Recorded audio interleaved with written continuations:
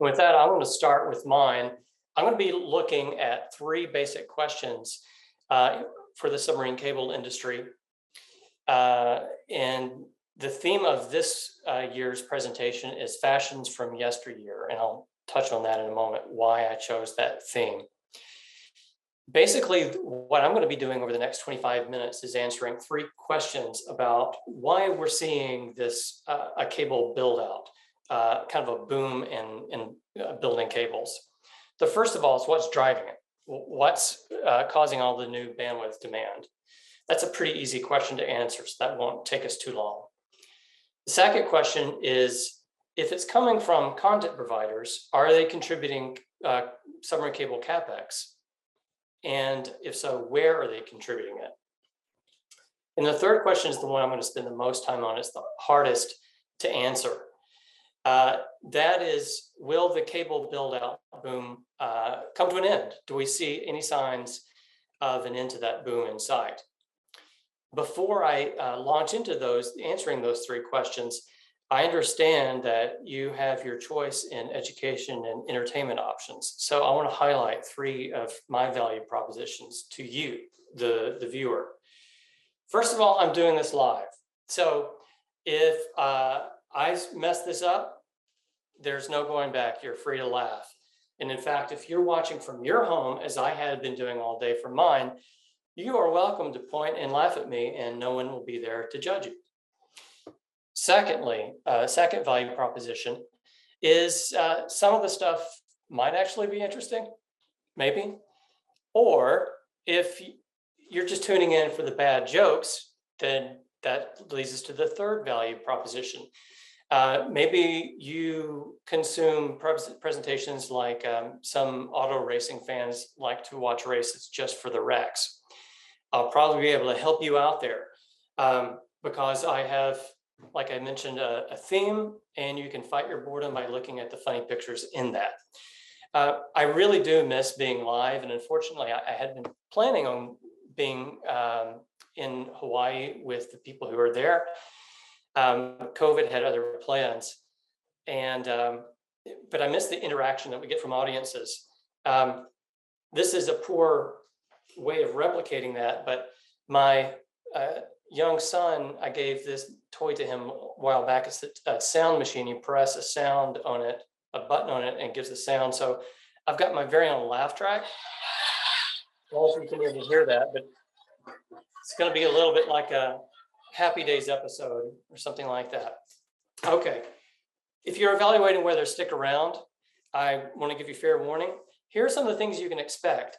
The theme that I chose is because we're looking back at some of our old forecasts. I decided to go even further back. I decided to look back 40 years ago or 50 years ago at JCPenney's and Sears catalogs and pull out some pictures and kind of roughly insert them into the presentation. So here's our first one. Now, if I were there in Hawaii, I probably would have photoshopped in the faces of some of our regular attendees. Perhaps Brian Lavallee or Eric Contact could be the guy on the right. And the guy under the pimp hat could have been Nigel Bailiff. Okay, that's enough of the laughter. Now, maybe you're thinking to yourself, this is foolishness. I, the viewer, am too important for this kind of nonsense. Well, let me assure you of something. You are, and you still have time to leave. I just invite you to come back in about 20 minutes when John's more mature presentation will be coming around the pike. So the first question that I want to answer is, what's driving the bandwidth demand? Why are we seeing this boom in cable builds? That one is an easy one to answer. And I can answer it in one simple chart. This is from TeleGeography. What we're looking at here is a percent of international capacity that's used, and the different colors of the areas are different kinds of buyers or users of capacity, international capacity. The dark blue, the one that's grown so much over the last 10 years, are what we term content providers or content and cloud providers. The industry can't seem to come to a common term on that. You might know them as OTTs or hyperscalers. Basically, we're talking about any large company or companies that have large private networks that connect to the internet or is internal and parallel to the internet, internal within that company. So the likes of Google, Meta or Facebook, Amazon, Microsoft, CDNs, lots of different kind of companies now come into this umbrella. Back in 2010, they accounted for only 6.4% of all international bandwidth usage. And we don't yet have our year-end 2021 numbers, but it looks like they're going to end up around 68% of all international capacity usage. And they're growing a lot faster than most other kinds of companies are in terms of their bandwidth needs. So that is, in a nutshell, what's causing this bandwidth demand boom. So that's pretty easy. We've already answered the first question. It was easy. Let's celebrate. I invite us to celebrate with the Fiesta look. The Fiesta look for the siesta. Pajamas with romantic styling, fiery colors, and no iron broadcloth. Only $7.99 from JCPenney's. Okay, that was our first question. I have to say the other questions are a little harder to answer. It'll take a little bit more time. And that is, now that we know that content providers are the biggest drivers of bandwidth demand in the last few years, are they contributing submarine cable CapEx to submarine cables construction? Or, well, the answer is yes, but where are they in particular contributing that CapEx? So for that, let's take a look at one column chart and then a map that I wanted to share with you. First of all, the columns. The colors in the columns correspond to different dates or time periods. Dark blue was what was happening back in 2010 to 2014.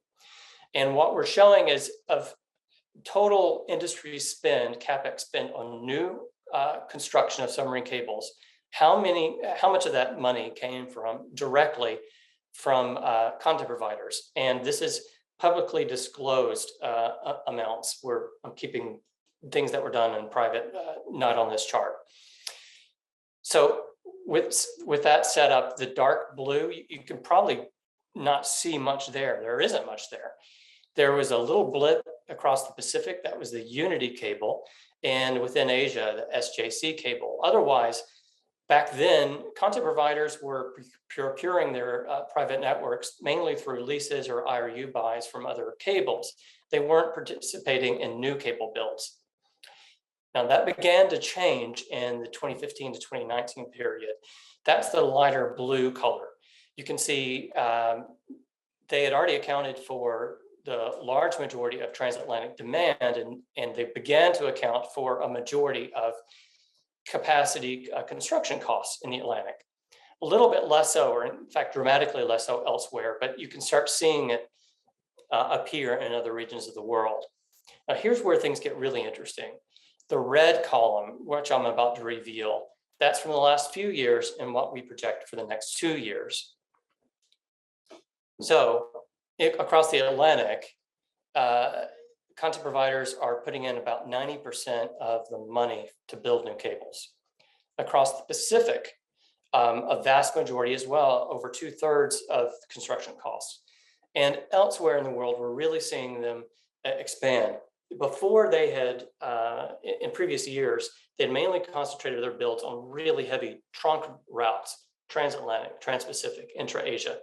Now we're seeing content providers help build new cables in lots of places in the world. And I think the map does a little bit better job of illustrating that.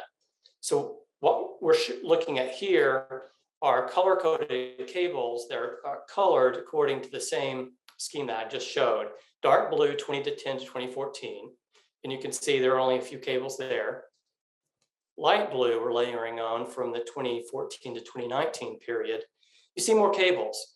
AEC, Maria across the Atlantic, faster in the North Pacific, a few intra-Asian systems, Monet down the coast of the east coast of Latin America.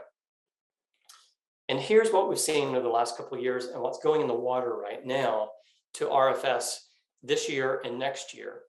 A dramatically different map. some notable cables, Equiano and to Africa, around Africa. Bifrost and Echo are interesting cables in that they go directly from United States to Singapore. It provides some little geopolitical diversity that way. And a topic that I'm guessing is hot today in Honolulu is not just geopolitical diversity, but geophysical diversity. Yes, just yesterday we had a really powerful volcanic explosion in Tonga. I haven't heard the latest on the Tonga cable. I know it was out. I wasn't sure if it was a power failure or the cable itself was damaged in the eruption. But building physically diverse routes across the Pacific is something that's really interesting and quite potentially helpful to the industry. So that answered the second question. Let's move on to the third and final question that I wanted to tackle, and that is, will the cable build-out boom finally come to an end? This part is exciting. I'm going to show you something, well, if you're into charts, I guess, it'll be exciting. I'm going to show you a before and after chart of transatlantic demand and how that's really shifted in the last couple of years. But do you want to know what else is exciting? These pants. Penny's exciting slacks of textured 100% four-trail polyester. Outstanding comfort, outstanding wearability, lasting colors. Available for $12.98 each or two for $25. Now, just an editorial comment before we move on. You can, or you could get one of these in a classic brown with a belt. But why would you do that when the Sansa belt option is available in the gold or olive green colors? Just saying. Also, you better believe if you had bought these pants in 1970 or 1971, the crease would still be as sharp today as it was back then, even if it's been in a landfill. Okay, so the exciting chart, maybe not quite as exciting as those pants, but we've seen a really large change in Atlantic demand. This is a chart I showed you 2 years ago in January 2020.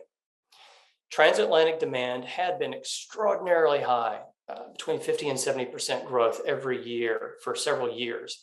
That's the solid color line. And the dotted color line going down was what we thought was going to happen across the Atlantic. Okay, here is what we think has actually happened. It's a big change. The 2020 numbers are actual. Those are our final historical numbers, and they were lower than what we thought, but still roughly in line. And our 2021 numbers are not final, so I wanted to warn you about that. It may go up a little more than what I thought, or I'm showing right here. However, if this stays, it's dramatically lower growth. One thing that's going on here that also harkens back to the 1970s is a supply chain disruption. If those of you who are around the 70s probably remember gas lines. Now, what we're talking about now doesn't have anything to do with a disruption from an oil cartel, but there is a global shortage in computer chips, and that's been the case for a couple of years. My understanding is that it's spilled over to SLTE cards as well. There are a few really large buyers or operators of submarine cables that have complained that the vendors are having trouble getting the cards out in time because of the chip shortage. One told us that there is a 20 to 25 month wait on 100G cards, so upgrading is taking a really long time. Someone else told us that the vendors are, because of this constraint, are holding firm on their prices, which is a little different than what we've seen in previous years. So one thing that helps explain the really dramatic dip is a short-term supply constraint. We think it's going to rebound. Now, it depends on when this supply chain disruption gets sorted out. It could be 12 to 18 months before that happens. We don't know how much pent-up demand is going to be released in the market when that happens either. This is a kind of more of a pessimistic look that I'm showing you now, but it is a dramatic change. Getting back to the 1970s and thinking about supply chain disruptions, gas lines, inflation, Wanted to invite you, if inflation's heating up, you can stay cool with these business shorts, fashion shorts for $7.99. I just threw that one in there for our current and former Southern Cross executive friends who spent time in Bermuda. Okay, so we know that growth is lower in the Atlantic than what we had been expecting. The light colored dashed line shows what our previous prediction had been, and then the darker lines show where we think it may end up being now. That seems really depressing when it comes to bandwidth demand. However, I want to show you relative growth can be deceiving. Let's look at the absolute values of capacity. This is what, even with a more pessimistic view here, this is what's going to happen, would happen with total capacity across the Atlantic in terms of petabits per second. The dark blue segments show what could be satisfied by existing cables. The light blue segments show demand. Even with a slower demand, what would be required of new cables? So it really ramps up over time, just the magic of compounded growth. Even if we're only talking about 25% annual growth, maybe 30% annual growth, that's a huge number of cables that are going to be required. How many? Well, that's the last point in this presentation. It's translating total market demand in terms of petabits per second to number of cables. And I did some math here, or some rough estimates. I want to share with you a few high-level bullet points of how I arrived at what I'm about to show you. I'm going to show you what we think is the required number of cables in the near future. In the near term, I simply used announced cable RFS dates. I believe I threw in ones that had been privately disclosed to us and also publicly announced for 2022 and 2023. For the longer term, 24 to 35 period, I divided up the market into two different types of routes. The first are the large routes, the largest capacity routes in the world, the transatlantic, trans-Pacific, intra-Asia, and US to Latin America. And I use some estimates that I'll go over actually at the end of the presentation of that make some assumptions about capacity by cable to translate total market demand to number of cables. And for the smaller routes, I made a very simplistic assumption of assuming a one-to-one replacement of those little cables elsewhere in the world on their 25th anniversary. Those may not happen, and maybe earlier, maybe later, but that's the assumption that I put into this. And before I even show you anything, I want to warn you that forecasts in our outer years are quite uncertain, so please don't get too bent out of shape when you see them. So this is what we showed using the same exercise 2 years ago for the Atlantic. We were estimating 43 new cables over the forecast period. And by 2035, unless there's a huge breakthrough in capacity per cable, we'd be up to needing 8 new cables a year just to satisfy transatlantic demand. Now, we're facing much lower growth over the next few years, and we're not sure what's going to happen in 2023, 24, if it's going to rebound up or if it's going to stay kind of flat. But right now, if we stay with a more pessimistic view of demand growth, this is where we're at. It's significantly lower. This is from 2 years ago. This is now. We go from 43 new cables over the forecast period to 18. And in the year 2035, we'd no longer need 8 new ones a year, but we'd still need 4 new cables a year. So it's still fairly significant towards the outer end of the period. What happens globally? Well, here the view is really not changed much at all. This is from 2 years ago, and this is the current view. It went down by, I believe, 7 cables in total over our estimates. So that's kind of to show the Atlantic is one market I chose to highlight as an area with dramatic change. We've seen less dramatic change elsewhere in the world. So that is kind of one caveat. How does this translate, though, to incremental cables? This helps to get it moving into cable boom. This makes me a little nervous to show this because I'm really not quite so certain in the medium to long term. But here is where we're at. This is a really long-term view, going all the way back to 1996 up to 2035. Here's where we're at now, the gray bars highlighting 2022 and 2023. Again, those are based on actual announced cable builds. And you can see right now we're at the busiest point of any time in history, really, at least going back to 1999 or 2000, in terms of number of new cables that are going in the water. Some of these are already in the water and just haven't been lit up yet. Some are slated for 2023 and probably will get pushed to 2024. So we're showing a dip in 24. My guess is what's going to happen is maybe 10 to 20% of the 20 to 2023 cables are going to not make their goal of year end 23 and make it into 2024. What happens after that? Well, right now we're kind of showing a trough, a slowdown. Remember, part of that might just be how I ran these the numbers for the outer years. I assumed a 1-to-1 replacement for cables outside the big 4 routes in the world. And the 25th anniversary coming in 2026 is the year 2021, or I'm sorry, 2001, or too many 20s. 25 years ago was basically the slowest point of growth in the industry. So if we're just assuming that there's only going to be a 1-to-1 replacement at the 25th anniversary, it's going to be a little slow. I think if we refine these projections by looking at actual demand on some of these smaller routes, it could be a little higher. What's of particular interest to me is you see back later in the outer years, a ramp up again of cable builds. And that has a lot to do with supply constraints on cables and demand that we know is coming down the pike. That brings me to my very last point, and that's talking about the pain of supply constraints. We talked about the short-term supply constraint that we may be undergoing right now. I want to touch on long-term supply constraint. But first, one more image from the 50-year-old catalogs about pain.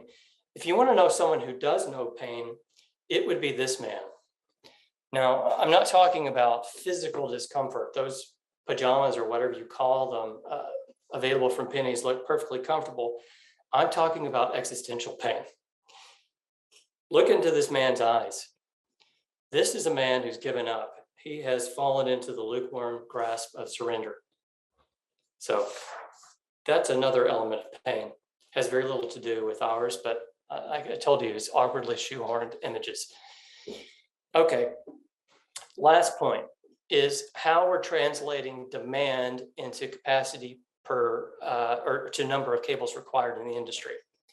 We're doing that 2 different ways. One, we already have, if you look on the formula on the right, we already have talked about total market demand. It may end up being a little faster than what we're showing now, but we showed you the numbers earlier. I showed you the numbers earlier. To get to the number of cables required, we have to make some assumptions on the capacity per cable, because, and then, a cable will exhaust its capacity and then another one will need to be built. That's the simplistic way of looking at it. And that's kind of how this model is working. So what are those assumptions of capacity per cable? 2 years ago, I presented these. I used these as the baseline assumptions. 16 fiber pair systems running 20 terabits each, beginning in 2020 for 320 terabits per second. We've made that, we've exceeded that. But then I had some fairly aggressive technology assumptions. One would be 640 terabit systems by 2023. That now looks unlikely. And then sort of hand waving at the possibility of having a 1 petabit system by 2025. I haven't caught up with all the vendors yet to see where they stand, but from my viewpoint, that would be very optimistic. I know a lot of activities gone into building 32 fiber pair systems. I don't think we're there yet. So right now, it looks like next year or in 2024 across a transatlantic distance, we'll be able to see our first half petabit cables. So what happens if we revert back to a more conservative assumption on capacity per cable? This is what we were looking at before. Remember, this is even with the lower demand growth that we've seen over the Atlantic over the past few years. We're going to need, 4 new cables in the year 2035. But if we say that petabit cables are not going to be in service by then, we're stuck at a half petabit cable, even in the year 2030, 2031. This is what happens to our forecasts. We go from 18 new cables required over the time period to 33. And in the year 2035, we go back up from 4 Atlantic cables required to 7 new cables required. So just to sum up, I wanted to answer, or at least try to answer 3 questions in my portion of the presentation. First, what driving bandwidth demand? That's content and cloud, especially. ISPs are still driving demand as well, but especially the content providers. Are those content providers contributing CapEx, and where? Yes, and increasingly everywhere in terms of submarine cable builds. And finally, will the cable build out boom end? This one is a really tough one to answer. I would have to sort of say that more research is probably required here. But a long-term boom is still quite possible, and it's something to keep our eyes on. And it certainly makes a lot of the R&D development going into SDM cables really worthwhile, in my opinion. Well, we've reached the end of my presentation. I hope you've found something interesting, but I wanted to reassure you that if you haven't been entertained, you do have options. For example, barrels. This is from the JCPenney's catalog, and the copywriter there, I hope you got a bonus that year, because this is good stuff. Barrels for fun and entertaining. If you like barrels, you can have a living room full of them. Fortunately for you, I'm out of stupid pictures from old catalogs, but I do want to share with you 2 resources if you're interested in further information. First of all, over the course of next week, we're going to try to make these presentations available for download on our website, telegeography.com. So please go to there. I provided my email address earlier. If you have questions, please ask me. And if you had 0 interest in what I was saying about the submarine cable industry, but some of those polyester clothing options really caught your eye, I would recommend this website. It has a huge repository of old catalogs, and it's really quite fascinating. So thank you very much for your time. I will be around for the next few minutes if we have the capacity to interactively answer questions. If not, I'm going to log off and with the rest of you watch the very good presentations that my colleagues John and Brianna have put together for you. Thanks very much.